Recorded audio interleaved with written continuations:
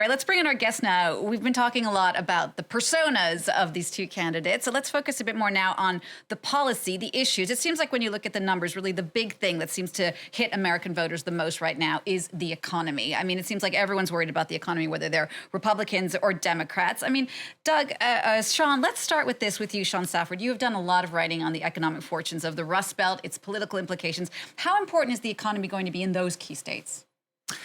I mean, it's crucial in all the states, but in the Rust Belt states, and what makes Pennsylvania interesting in some ways is that it straddles both the Rust Belt and the East Coast and all of that. So in Wisconsin, in Michigan, and then certainly in the western part of Pennsylvania, which would be considered the Rust Belt, I'd say that there are two things going on. There's the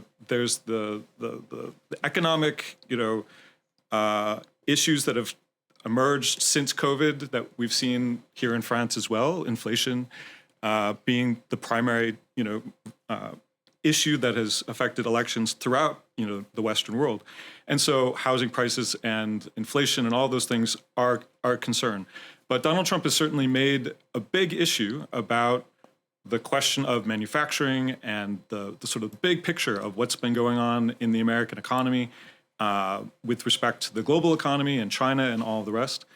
And without, both presenting much in terms of real substance on that or, actually having a particularly good record when he was president. Nevertheless, he garners a lot of trust among people who are just angry about the direction that the U.S. economy has taken, particularly in those industrial areas of the United States. And yet it's interesting when you look at their platforms. I mean, both Harris and Trump talk a lot about helping particularly the middle classes. But when you look at their platforms, it seems like Harris has a lot of programs that would help middle class voters perhaps more than Donald Trump's program. And yet many Republican voters, middle class Republican voters, still think Trump is the better person for them. Why?